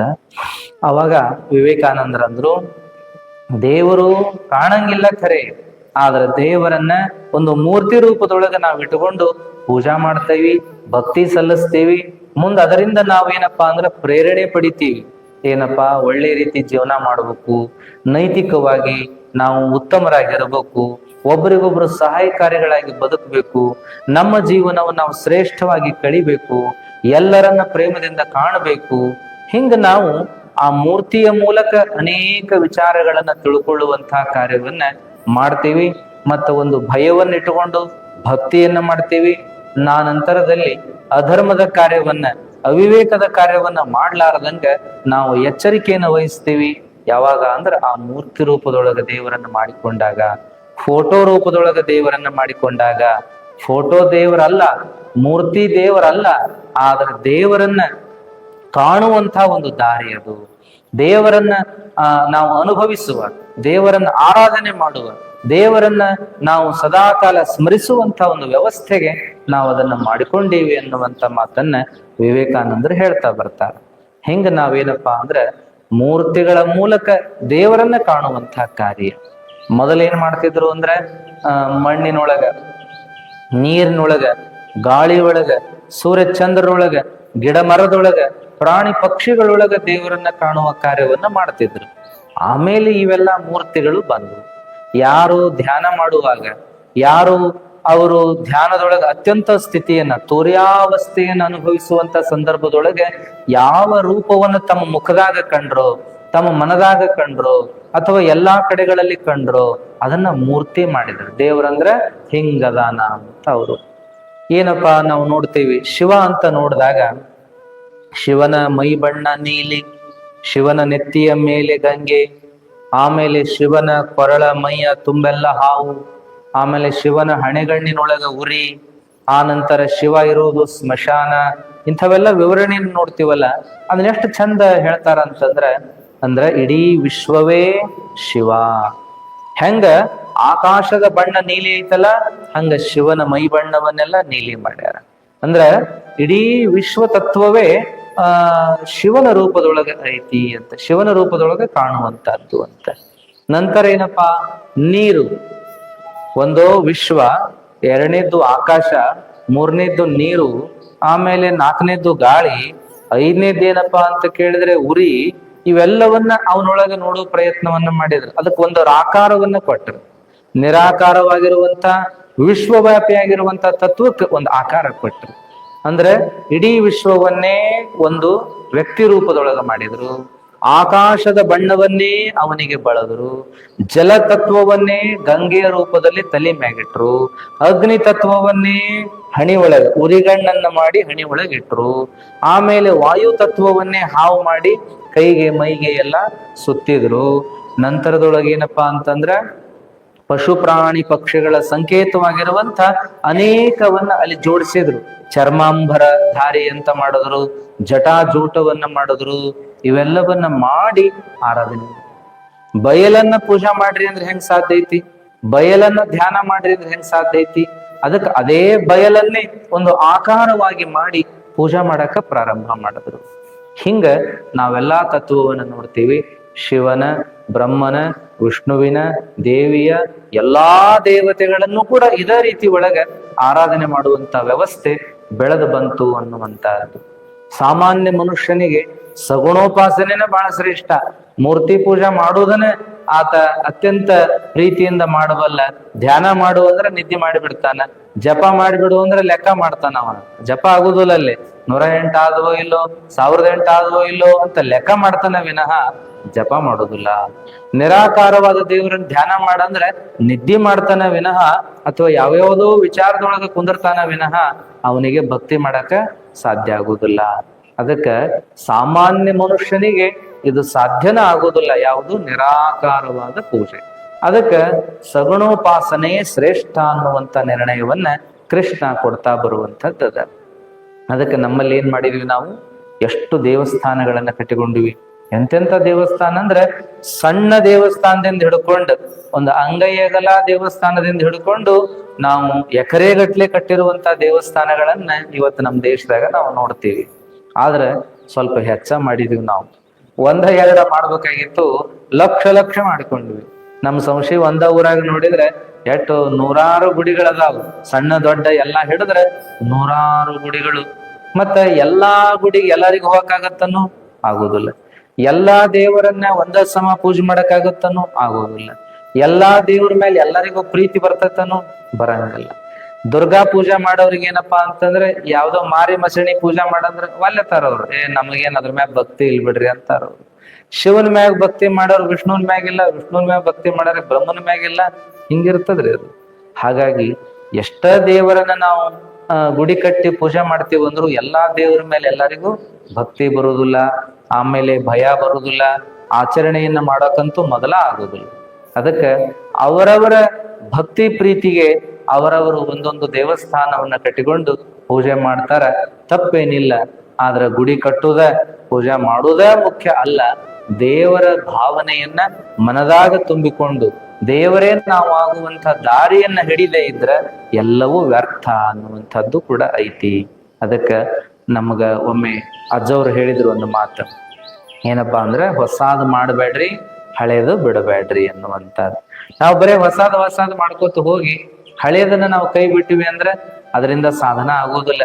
ಅವ ಯಾರೋ ಪುಣ್ಯಾತ್ಮ ಶಿವ ಅಂತ ಜಪ ಮಾಡಕತ್ತಿದ್ದಂತ, ವರ್ಷ ಜಪ ಮಾಡಿದ್ದ, ತಪಸ್ಸು ಮಾಡಕತ್ತಿದ್ದ, ಶಿವ ಶಿವ ಅನ್ಕೋತ ಶಿವ ಬರ್ಲೇ ಇಲ್ಲ ಅಂತ ನಿರಾಶೆ ಅನ್ನಂತಾವ್. ಎಷ್ಟು ವರ್ಷ ಆತು ತಪಸ್ಸು ಮಾಡಕತ್ತು, ಶಿವ ಬರ್ಲೇ ಇಲ್ಲ, ಹೆಂಗಪ್ಪ ಅಂತ ಹೇಳಿ ಸಂಶಯ ಹುಟ್ಟಿತ ಅವನ ಮನಸ್ಸಿನಾಗ, ಬರ್ತಾನೋ ಇಲ್ಲೋ ಅಂತ ಹೇಳಿ. ಮೊದಲ ಅವನು ಧ್ಯಾನ ಮಾಡವ. ಅವನು ಬರ್ಬೇಕಂದ್ರ ಮುದಿ ಎತ್ತು ತಗೊಂಡ ಬರ್ಬೇಕು. ಅದು ಸಾವಕಾಶ ಬರ್ತೈತಿ. ಅವ ಬಂದು ನನಗ ಆಶೀರ್ವಾದ ಮಾಡಿ ಹೋಗೋದ್ರೊಳಗ ನನ್ನ ಜೀವ ಉಳಿತೈತೋ ಇಲ್ಲೋ ಬೇಡ ಅಂತ ಹೇಳಿ ಏನ್ ಮಾಡಿದ್ನಂತವ ದೇವಿ ಧ್ಯಾನ ಮಾಡಕತ್ನಂತವ. ಆಕೆಂತೂ ಸಿಂಹವಾಹಿನಿ, ಸಿಂಹ ಅವಸರದಲ್ಲಿ ಬರ್ತದೆ. ಆಕೆನೂ ಬಹಳ ಬಹಳ ಕ್ರಿಯಾಶೀಲ ಶಕ್ತಿವಂತೆ ಅಂತೇಳಿ ದೇವಿ ಆರಾಧನೆ ಮಾಡಕತ್ನಂತ, ದೇವಿಯ ಕುರಿತಾಗಿ ತಪಸ್ಸು ಮಾಡಕತ್ನಂತ. ಅವಾಗೇನಾತು, ವರ್ಷ ಹೋತು, ದೇವಿ ಬರ್ತಾಳನ್ನೋ ಲಕ್ಷಣನ ಕಾಣುವಲ್ವು. ಮತ್ ಇವಂಗ ಸಂಶಯ ಕಾಡಕತ್ತು. ಅವಾಗ ಏನ್ ಮಾಡಿದ್ನಂತ ವಿಚಾರ ಮಾಡಿದ, ಏನು ಸಿಂಹ ತಗೊಂಡ ಬರ್ಬೇಕಾಕಿ, ಆ ಸಿಂಹ ಎಲ್ಲಿ ಬ್ಯಾಟಿ ಆಡಕ್ ಹೋಗೈತೋ ಏನೋ, ಎಲ್ಲಿ ಬ್ಯಾಟಿ ತಿಂದು ಗಡದ್ದಾಗಿ ಮಲಗೈತೋ ಏನೋ, ಆಕಿ ಸಿಂಹ ಬಂದ ಮೇಲೆ ಅದನ್ನ ತಗೊಂಡ್ ಬಂದು ನನಗ ಆಶೀರ್ವಾದ ಮಾಡ್ಬೇಕು ಅಂದ್ರೆ ನಾ ಉಳಿತೀನೋ ಇಲ್ಲೋ ಬೇಡ ಅಂತ ಗಣಪತಿ ಧ್ಯಾನ ಮಾಡಕತ್ನಂತ್ರಿ. ಅವ ಗಣಪತಿ ಕುರಿತು ತಪಸ್ಸು ಮಾಡಕತ್ನಂತ. ಅವಾಗೇನಾತು ಅಂದ್ರ ಮತ್ತ ಕೆಲವು ವರ್ಷ ಹೋತು, ಮತ್ತ ಸಂಶಯ ಕಾಡಕತ್ತು, ಬರವಲ್ನಲ್ಲಪ್ಪ ಗಣಪ, ನನಗ ಆಶೀರ್ವಾದ ಮಾಡ್ತಾನೋ ಇಲ್ಲೋ. ಮೊದಲ ಅವ ದೊಡ್ಡ ಹೊಟ್ಟೆ, ಅವ ಮತ್ತ ದೊಡ್ಡ ಶರೀರದವ, ಅದ್ರಾಗ ಅವನ ವಾಹನ ಗಿಡ್ಡ ಇಲಿ, ಅದರ ಮ್ಯಾಲ ಅವ ಕುತ್ಕೊಂಡು ನನ್ನ ತನಕ ಬಂದು ಆಶೀರ್ವಾದ ಮಾಡ್ಬೇಕಂದ್ರೆ ಎಷ್ಟು ವರ್ಷ ಹಿಡಿತಿತ್ತು ಏನೋ.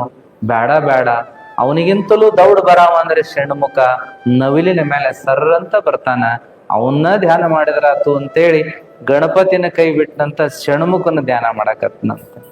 ಅಲ್ಲೇನಾಗಿತ್ತು ಅಂದ್ರೆ ಶಿವನ ಧ್ಯಾನ ಮಾಡುವಾಗ, ಶಿವನ ಜಪತಪ ಮಾಡುವಾಗ ಶಿವ ನಂದಿ ಹತ್ತಿಕೊಂಡು ಬರಾಕ್ ಹತ್ತಿದ್ನಂತ ಅವನ ಕೈ ಬಿಟ್ನಲ್ಲಿವ. ಅವನ ಕೈ ಬಿಟ್ಟು ದೇವಿ ಧ್ಯಾನ ಮಾಡುವಾಗ ಅವ ಆತ್ ಬಿಡು ಇನ್ನು ದೇವಿ ಹೊಕ್ಕಾಳ ಅಂತೇಳಿ ಶಿವ ಏನ್ ಮಾಡಿದ, ಮತ್ತ ನಂದಿ ಬಿಟ್ಟು ಕೆಳಗೆಳೆದ, ಮತ್ತ ಜಪ ಮಾಡ್ಕೊತ ಕುಂತು ಬಿಟ್ಟ.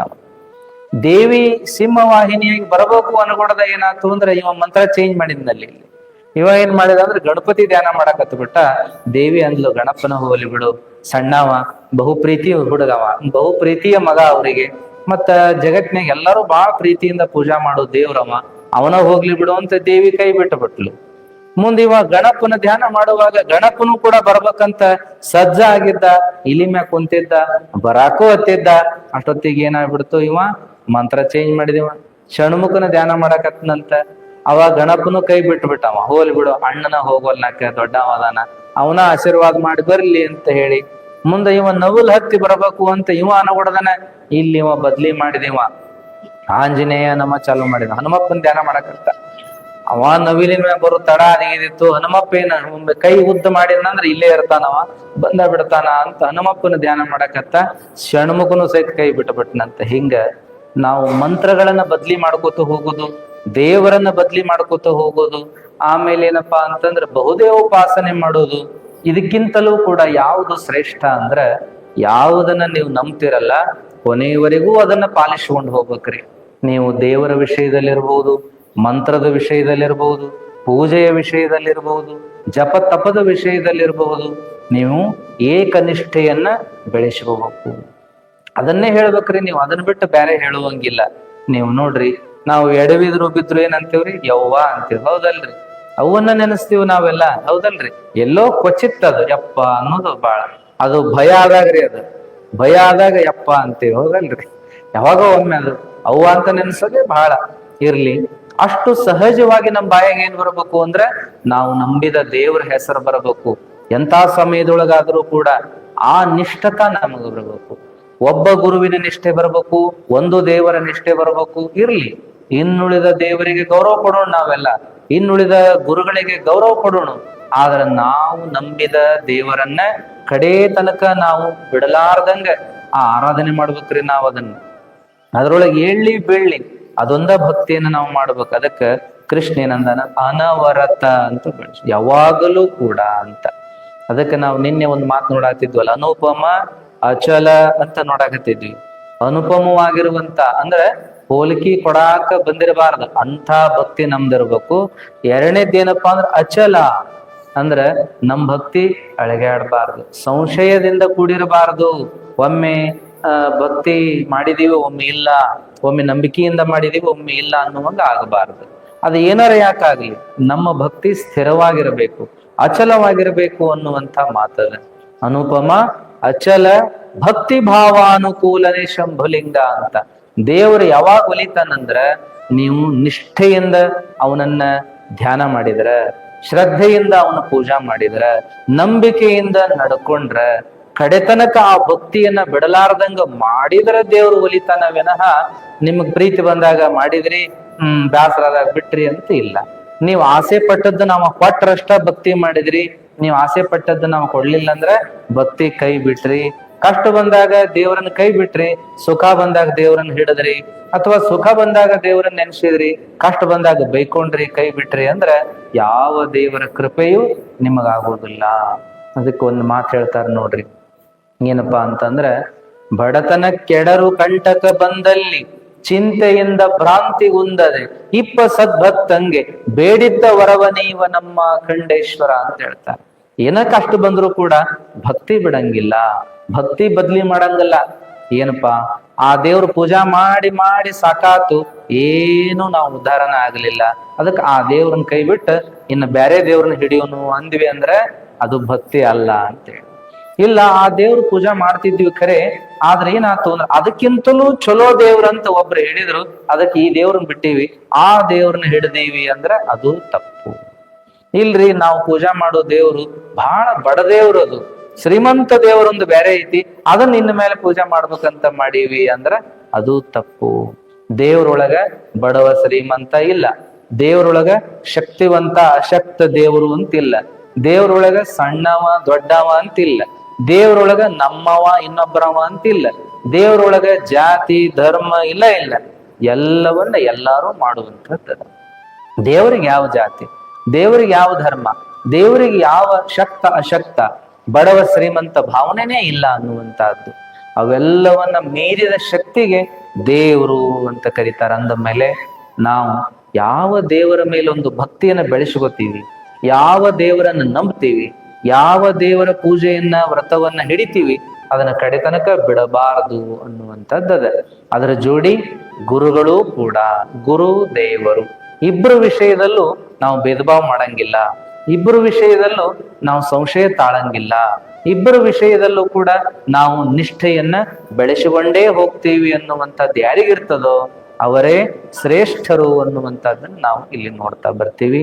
ಅದಕ್ಕ ಏಕ ಗುರುವಿನ ನಿಷ್ಠೆ, ಏಕ ದೇವರ ನಿಷ್ಠೆ ನಮಗ್ ಬೇಕು ಅನ್ನೋದು ಮಾತ್ರ ಇಲ್ಲಿ ನೋಡ್ತಾ ಅಂತ ಭಕ್ತಿಯನ್ನು ನಾವೆಲ್ಲ ಮಾಡೋಣ ಅಂತ ಹೇಳಿ, ಸ್ವಲ್ಪ ಗಹನದ ಭಕ್ತಿ ಯೋಗದ ವಿಷಯ ಗಹನಿದ್ರು ಕೂಡ ಅದರೊಳಗೆ ತಿಳ್ಕೊಳ್ಳುವಂಥದ್ದು ಬಹಳ ಅದ.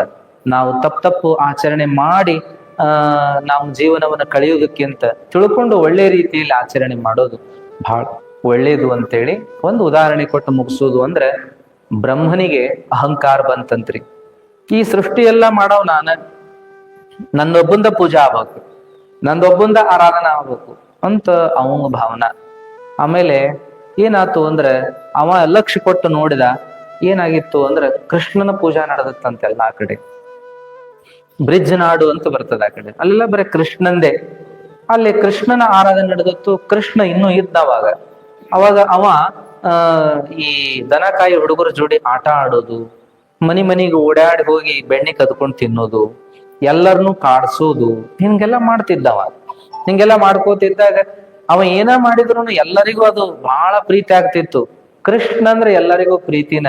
ಎಲ್ಲರೂ ಬರ್ಲಿ ನಮ್ಮ ಮನೆಗೆ ಕೃಷ್ಣ ಅನ್ನೋರ ಎಲ್ಲರೂ ಆ ಬೆಣ್ಣಿ ಗಡಿಗೆಯನ್ನ ನಾಗೊಂದಿ ಮ್ಯಾಗ ಇಡ್ತಿದ್ದಿಲ್ಲ, ಜಯಂತಿಯಾಗ ಇಡ್ತಿದ್ದಿಲ್ಲ, ಏನು ಅದು ತೂಗು ಬಿಡುವಂತದ್ದು ಏನು ಹರಿವಿ ನೆಲುವಿನಾಗ ಇಡ್ತಿದ್ದಿಲ್ಲ, ಎಲ್ಲರೂ ಕೆಳಗೆ ಇಡ್ತಿದ್ರು, ಬಾಯಿ ತೆಗದ ಇಡ್ತಿದ್ರು.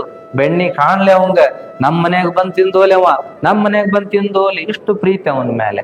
ಅವ ಯಾವ ಮನಿ ಒಳಗ ಹೆಜ್ಜೆ ಇಟ್ಟು ಬರ್ತಾನ ಆ ಮನಿಗೆ ಚಲೋ ಆಗ್ತತಿ, ಯಾವ ಮನೇನ್ ಬೆಣ್ಣಿ ಅವ ತಿಂತಾನ ಆ ಮನ್ಯಾಗ ಹೈನ ಉಕ್ತತಿ. ಆಮೇಲೆ ಅವ ಯಾರ ಜೊತೆಗೆ ಪ್ರೀತಿಯಿಂದ ಮಾತಾಡ್ತಾನ ಅವ್ರ ಆಯುಷ್ಯ ವೃದ್ಧಿ ಆಕತಿ. ಹಿಂಗ ಭಾವನಾ ಇತ್ರಿ, ಎಲ್ಲರೂ ಪ್ರೀತಿ ಮಾಡಾರ ಅವನ್ನ. ಹಿಂಗಿದ್ದಾಗ ಕೃಷ್ಣ ಆಟ ಆಡ್ಕೋತ ನದಿ ದಂಡಿಗಿದ್ದ. ಎಲ್ಲ ಏನಪ್ಪಾ ಅಂತಂದ್ರೆ ಆ ದನಕಾಯಿ ಹುಡುಗರೆಲ್ಲ ಓಡಾಡ್ತಿದ್ರಿ, ಅಲ್ಲಿ ಆಟ ಆಡ್ತಿದ್ರು. ಆಮೇಲೆ ದನಗಳ ಮೇಲೆ ನಿಲ್ಲವ್ರು ಯಾರು, ಮಲ್ಕೊಳ್ಳೋರು ಯಾರು, ದನಗಳನ್ನು ಓಡಾಡಿಸ್ಕೋತ ಆಡೋರು ಯಾರು. ಆಮೇಲೆ ಹಿಂಗೆಲ್ಲ ಮಾಡ್ಕೋತಿರುವಾಗ ಕೃಷ್ಣ ಅದನ್ನ ನೋಡಿ ನಗತಿದ್ದ, ಕೊಳಲು ಉತ್ತಿದ್ದ, ಎಲ್ಲಾ ದನಕರುಗಳಲ್ಲಿ ಬಂದ್ ನಿಲ್ತಿದ್ದು. ಇದನ್ನೆಲ್ಲ ನೋಡಿದ ಬ್ರಹ್ಮನಿಗೆ ಏನ್ ಇವನ ಮೇಲೆ ಎಷ್ಟು ಪ್ರೀತಿ ಎಲ್ಲಾರದು. ಅಲ್ಲ ಸೃಷ್ಟಿಕರ್ತ ನಾ ಅದೀನಿ, ನನ್ನ ಮೇಲೆ ಪ್ರೀತಿ ಇರ್ಬೇಕು. ಖರೆ ಅವ್ ಯಾಕಶ್ಚಿತ್ತ ಬಾಲಕನ ಮೇಲೆ, ಸಣ್ಣ ಹುಡುಗನ ಮೇಲೆ ಎಷ್ಟು ಪ್ರೀತಿಪ ಇವ್ರದೆಲ್ಲ. ಮಾಡ್ತೀನಿ ಒಂದು ಚಮತ್ಕಾರ ಅಂತ ಏನ್ ಮಾಡಿದ್ನಂತ, ಆ ಎಲ್ಲಾ ಹುಡುಗರ್ನ, ದನ ಕಾಯಿ ಹುಡುಗರ್ನ, ಆ ಎಲ್ಲಾ ದನಗಳನ್ನ ಮಾಯ ಮಾಡಿಬಿಟ್ನಂತ ಬ್ರಹ್ಮ. ಮಾಯ ಮಾಡಿ ಏನ್ ಮಾಡಿದ ಅಂದ್ರೆ ಬ್ಯಾರೆ ಲೋಕದೊಳಗೆ ಹೋಗಿ ಇಟ್ಟುಬಿಟ್ನಂತ್ರಿ. ಬ್ಯಾರೆ ಲೋಕದಾಗ ಹೋಗಿಟ್ಟ. ಇನ್ನ ನೋಡು ಏನೇನ್ ಆಗ್ತದ ಅವಾಂತರ. ತಮ್ಮ ಮಕ್ಕಳನ್ನ, ತಮ್ಮ ಮನಿ ದನಗಳನ್ನ ಕಳ್ಕೊಂಡವರು ಸುಮ್ಮನೆ ಬಿಡ್ತಾರನ್ನ. ಕೃಷ್ಣನ ಮೇಲೆ ಕೂಗಾಡ್ತಾರ, ಬೈದಾಡ್ತಾರ, ಜಗಳ ಮಾಡ್ತಾರ. ಎಲ್ಲಿ ಕಳಿಸಿದಿ, ಏನ್ ಮಾಡಿದವ್ರನ್ನ ನೀನು ಅಂತ ಅವನ ಮೇಲೆ ಜಗಳ ತೆಗಿತಾರ. ನೋಡೋಣ ಈಗ ಹೆಂಗ ಆಗ್ತದ ನೋಡು ಅಂತ ಬ್ರಹ್ಮ ನೋಡ್ಕೊಂತ ನಿಂತನಂತ್ರಿ ಮೇಲೆ. ಇಲ್ಲೇನಾತು ಅಂತಂದ್ರೆ ಯಾರು ಮನಿ ಬಿಟ್ಟು ಹೊರಗೆ ಬರ್ಲಿಲ್ಲ, ಯಾರು ಹುಡುಕ್ಯಾಡ್ಲಿಲ್ಲ ತಮ್ಮ ಮಕ್ಕಳನ್ನ ದನಕರನ, ಯಾರು ಜಗಳ ತೆಗಿಲಿಲ್ಲ, ಏನೂ ಆಗ್ಲೇ ಇಲ್ಲ. ಬ್ರಹ್ಮ ನೋಡಿ ನೋಡಿ ನೋಡಿ ಏನ್ ಮಾಡಿದ, ಅವನು ಒಂದು ಕೆಲ್ಸಕ್ಕೆ ಹೋಗ್ಬಿಟ್ಟ. ಮತ್ ಹೊಳಿ ಬರೋನು ಅಂತ ಹೋದ. ಇಲ್ಲೇನಾತು ಅಂದ್ರೆ ಯಾರು ಏನು ಮಾಡ್ಲಿಲ್ಲ, ಗದ್ಲ ಗಲಾಟೆ ಇಲ್ಲ, ಶಾಂತ ಇತ್ರಿ ಇಲ್ಲಿ. ಅವಾಗ ಬ್ರಹ್ಮ ಬಾಳ ಹೊತ್ತು ಹೋದವ. ಏನ್ ಮಾಡಿದ ಅಂದ್ರೆ ಬರುವಾಗ ನೋಡ್ಕೊಂಡು ಬಂದ, ಆ ಲೋಕದಾಗ ಅವ್ರು ಅದಾರಿಲ್ಲ ಅಂತ. ಅವ್ರೆಲ್ಲರೂ ಅಲ್ಲಿದ್ರು. ಮತ್ ಹೊಳ್ಳಿ ಇಲ್ಲಿ ಬಂದ್ ಏನ್ ನಡ್ದತ್ ನೋಡೋಣ ಅಂತ ಬಂದ್ರೆ, ಮತ್ ಇಲ್ಲಿ ಎಲ್ಲಾ ಹುಡುಗರು ಆಡಕತ್ತಾರ, ದನಕರುಗಳೆಲ್ಲ ಇಲ್ಲೇ ಅದಾವ. ಅಲ್ಲ ನಾನು ಇದನ್ನೆಲ್ಲ ಮಾಯ ಮಾಡಿ ಬ್ಯಾರೆ ಲೋಕದಾಗ ಇಟ್ಟಿದ್ನಿ, ಮತ್ ಹೊಳ್ಳಿ ಇಲ್ಲಿ ಹೆಂಗ್ ಬಂದ್ವು ಅಂತ ಮತ್ ಅಲ್ಲಿ ಹೋಗಿ ನೋಡ್ತಾನ, ಅಲ್ಲಿದ್ದವ್ರು ಅಲ್ಲೇ ಅದಾರ, ದನಕರ ಹುಡುಗರು ಎಲ್ಲ ಅಲ್ಲೇ ಅದಾರ. ಮತ್ ಇಲ್ಲಿ ಹೆಂಗ್ ಇವ್ರೆಲ್ಲ ಬಂದ್ರು, ದನಕರಗಳು ಹೆಂಗ್ ಬಂದ್ವು, ಹುಡುಗರೆಲ್ಲ ಹೆಂಗ್ ಬಂದ್ರು ಅಂತ ಬ್ರಹ್ಮನಿಗೆ ಆಶ್ಚರ್ಯ ಆಗ್ತದೆ. ಅವಾಗ ಆ ಆಶ್ಚರ್ಯವನ್ನ ಯಾರ ಮುಂದೆ ಹೇಳ್ಕೊಳ್ಳೋದು, ಯಾರಿಗ ಅದನ್ನ ಕೇಳೋದು? ಬ್ರಹ್ಮ ಏನ್ ಮಾಡಿದ ಅಂದ್ರೆ ಕೃಷ್ಣಗ ಕೇಳ್ಬೇಕು. ಬಂದು ಅಲ್ಲ, ನಿನ್ನನ್ನ ಎಲ್ಲರೂ ಇಷ್ಟು ಪ್ರೇಮ ಮಾಡ್ತಾರ, ಭಕ್ತಿ ಮಾಡ್ತಾರ, ಅದನ್ನ ನೋಡಿ ನನಗೆ ಹೊಟ್ಟಿ ಕಿಚ್ಚಾತು. ಈ ಸೃಷ್ಟಿಕರ್ತ ನಾನು, ನನ್ನ ಬಗ್ಗೆ ಅಷ್ಟು ಪ್ರೇಮ ಭಕ್ತಿ ಇಲ್ಲ, ನಿನ್ನ ಬಗ್ಗೆ ಯಾಕ ಅಂತ ಇವರೆಲ್ಲರನ್ನು ಮಾಯ ಮಾಡಿ ಬೇರೆ ಲೋಕದಾಗ ಇಟ್ಟಿದ್ನಿ. ಆದ್ರೆ ಮತ್ ಹೊಳ್ಳಿ ಇವರೆಲ್ಲ ಇಲ್ಲೇ ಕಾಣಕತ್ತಾರ, ಹೆಂಗಿದು, ಅಲ್ಲಿ ಅದಾರ ಇಲ್ಲಿ ಅದಾರ, ಹೆಂಗಿದು ಚಮತ್ಕಾರ, ಇದನ್ನ ಹೆಂಗ್ ಮಾಡಿದಿ ನೀನು ಅಂತ ಕೃಷ್ಣನಿಗೆ ಕೇಳಿದ್ನಂತ. ಕೃಷ್ಣ ನಗಾಕತ್ನಂತ, ಬ್ಯಾರೆ ಏನೂ ಹೇಳಲಿಲ್ಲ. ಅವಾಗ ಬ್ರಹ್ಮನಿಗೆ ಅಂದ ಕೃಷ್ಣ, ಅಲ್ಲಪ್ಪ ಈ ಚಮತ್ಕಾರ ಬಿಡು, ನಿನಗ್ಯಾಕೆ ಈ ಭಾವನಾ ಬಂತು ಅದನ್ನ ಹೇಳು. ಅಲ್ಲ ನೀ ದೊಡ್ಡವ, ನೀ ಸೃಷ್ಟಿಕರ್ತ, ನಿನ್ನನ್ನ ಪೂಜಾ ಮಾಡ್ಬೇಕು, ಇದನ್ ಬಿಟ್ಟು ಈ ಹುಡುಗನ್ ಯಾಕೆ ಮಾಡಕತ್ತಾರ ಅನ್ನೋ ಭಾವನಾ ಬಂತಲ್ಲ, ಎಂಥ ಭಾವನಪ್ಪ ಇದು, ನೀನು ತಪ್ಪು ಮಾಡಿದಿ, ಅಹಂಕಾರದಿಂದ ಈ ಕೆಲ್ಸಕ್ಕೆ ಕೈ ಹಾಕಿ ತಪ್ಪು ಮಾಡಿದಿ ನೀನು ಅಂತ ಅಂದ ಕೃಷ್ಣ. ಅವಾಗ ಬ್ರಹ್ಮ ಅಂದ, ನಾ ಸೃಷ್ಟಿಕರ್ತ ಹೌದು ಅಲ್ಲೋ? ಬ್ರಹ್ಮ ಅಂದ್ರೆ ಸೃಷ್ಟಿಕರ್ತ, ಎಲ್ಲಾ ಸೃಷ್ಟಿಗೆ ಕಾರಣೀಕರ್ತ ಅಂದ ಮೇಲೆ ಅವ ದೊಡ್ಡವ ಹೌದು ಅಲ್ಲೋ? ನೀ ಅದನ್ನ ತಪ್ಪಂತ ಹೆಂಗ್ ಅಂತಿದಿ, ನನ್ನ ಭಾವನೆಯನ್ನ ಅಹಂಕಾರ ಅಂತ ಹೆಂಗ್ ಅಂತಿದಿ ನೀನು? ಅದಕ್ಕ ಈ ಸೃಷ್ಟಿಕರ್ತ ನಾನೇ ಅನ್ನೋದು ಶತಸಿದ್ಧ ಅಂದ ಮೇಲೆ, ಅದು ಮೂಲೋಕ ಸಿದ್ಧ ಅಂದ ಮೇಲೆ ಅದ್ರೊಳಗ ತಪ್ಪೇನೈತಿ ಅಂತ ಬ್ರಹ್ಮ ಅಂದ. ಅದಕ್ಕೆ ನಾ ದೊಡ್ಡವ ಅನ್ನೋದು ಖರೇನ, ಅದು ನೀ ಅದನ್ನ ಅಹಂಕಾರ ಅಂತ ತಿಳ್ಕೊ, ಆದ್ರೆ ನಾನು ಸೃಷ್ಟಿಕರ್ತ, ನಾ ದೊಡ್ಡವ ಅನ್ನೋ ಭಾವನಾನ ವ್ಯಕ್ತಪಡಿಸಿದವ. ಆವಾಗ ಕೃಷ್ಣ ಅಂದ, ಆಯ್ತು ಪರವಾಗಿಲ್ಲ, ನೀನ ಒಬ್ನ ಅದಿ ಏನಪ್ಪಾ ಅಂತ ಕೇಳಿದ. ಸೃಷ್ಟಿಕರ್ತ ನೀನ ಒಬ್ನ ಅದಿ ಏನಪ್ಪಾ, ನೀನ ದೊಡ್ಡವ ಖರೆ, ನೀನ ಸೃಷ್ಟಿಕರ್ತ ಖರೆ, ನೀ ಒಬ್ನ ಅದಿ ಏನಪ್ಪಾ ಅಂತ ಕೇಳಿದ. ಬ್ರಹ್ಮ ಅಂದ, ಎಂತ ಮಾತ್ ಕೇಳ್ತೀಯೋ, ನಾ ಒಬ್ನ ಅದೀನಿ ಮತ್ತೆ ಮತ್ಯಾರದಾರ ಅಂತಂದಾಗ, ಅವಾಗ ಸ್ವಲ್ಪ ಎಡಕ ಬಲಕ ಮೇಲೆ ಕೆಳಗೆಲ್ಲ ನೋಡು ಅಂದ. ಅವಾಗ ಬ್ರಹ್ಮ ಹೊಳ್ಳಾಡಿ ನೋಡ್ತಾನ, ಎಲ್ಲಾ ಕಡೆ ಬ್ರಹ್ಮ ಬ್ರಹ್ಮ ಬ್ರಹ್ಮರೇ ಕಾಣಕತ್ತ ಬಿಟ್ಟಾರ. ಎಡಕ ಬಲಕ ಮ್ಯಾಲೆ ಕೆಳಗ, ದನಗಳೊಳಗೂ ಬ್ರಹ್ಮ, ಆಮೇಲೆ ಏನಪ್ಪಾ ಅಂದ್ರೆ ಹುಡುಗರೊಳಗೂ ಬ್ರಹ್ಮ, ಓಡಾಡುವ ಜನರೊಳಗೂ ಬ್ರಹ್ಮ, ಎಲ್ಲಾ ಕಡೆ ಬ್ರಹ್ಮ ಬ್ರಹ್ಮ ಬ್ರಹ್ಮಮಯನೇ ಕಾಣಕತ್ತು ಬಿಡ್ತು. ಹೆದರಿಕೆ ಬಂತಂತ ಬ್ರಹ್ಮಗ, ಯಪ್ಪ ಇದೇನಿದು, ನಾ ಒಬ್ಬ ಅಂತ ತಿಳ್ಕೊಂಡಿದ್ನಿ, ಎಲ್ಲಾ ಕಡೆ ನನ್ನಂತವ್ರ ಅದಾರಲ್ಲಿ ಇವರೆಲ್ಲ, ಇದ್ ಹೆಂಗ ಅಂತ ಕೇಳಿದಾಗ ಕೃಷ್ಣ ಅಂದ, ಒಬ್ಬ ಬ್ರಹ್ಮನಿಂದ ಆಗ್ತದೇನಿದು, ಸಹಸ್ರ ಸಹಸ್ರ ಬ್ರಹ್ಮರದಾರ. ಅದಕ್ಕ ನಾ ಅನ್ನೋ ಅಹಂಕಾರ ಬಿಡು, ಆವಾಗ ನಿನಗೆಲ್ಲ ಲೋಕದ ನಿಯಮ ತಿಳಿತೈತಿ ಅನ್ನುವಂಥದ್ದು, ಸೃಷ್ಟಿಯ ನಿಯಮ ತಿಳಿತೈತಿ, ದೇವರ ನಿಯಮ ತಿಳಿತೈತಿ ಅನ್ನುವಂತ ಮಾತನ್ನ ಕೃಷ್ಣ ಹೇಳ್ತಾನಂತ. ಅವಾಗ ಕೃಷ್ಣನ ಕಾಲಿಗೆ ನಮಸ್ಕಾರ ಮಾಡಿದ್ನಂತ ಬ್ರಹ್ಮ, ತಪ್ಪಾತು ಮಾರಾಯ, ನೀ ನನಗ ಸತ್ಯ ತಿಳಿಸ್ಕೊಟ್ಟಿ, ನನಗೇನ್ ತಿಳಿಸ್ಕೊಟ್ಟಿಪ್ಪ ಅಂದ್ರ ಈ ಸೃಷ್ಟಿಯ ಒಂದು ವ್ಯವಸ್ಥೆ ಎಂಥದ್ದು ಅನ್ನೋದನ್ನ ತಿಳಿಸ್ಕೊಟ್ಟಿ, ಬ್ರಹ್ಮನಿಂದಾದ ಜಗತ್ತು ಬ್ರಹ್ಮಮಯವೇ ಅಂತ ತೋರಿಸ್ಕೊಟ್ಟಿ, ನಾನು ಅನ್ನೋ ಅಹಂಕಾರ ಬಂದ್ರೆ ಸೃಷ್ಟಿಯೇ ಬೇರೆ, ನಾನೇ ಬೇರೆ ಆಗಿಬಿಡ್ತೀನಿ ಅನ್ನೋದನ್ನ ತೋರಿಸ್ಕೊಟ್ಟಿ. ಅದಕ್ಕೆ ಅದ್ಭುತವಾದಂತಹ ಯೋಗ ಇದು. ನಾನು ಎಲ್ಲರವ ಅಂತ ತಿಳಿದು ಬಿಟ್ಟೆ ಅಂದ್ರೆ, ಎಲ್ಲರೂ ನನ್ನವರು ಅಂತ ತಿಳಿದು ಬಿಟ್ಟಿವಿ ಅಂದ್ರೆ ಅದೇ ಯೋಗ ಅನ್ನುವಂಥದ್ದನ್ನ ಇಲ್ಲಿ ಹೇಳ್ತಾ ಹೋಗ್ತಾರ.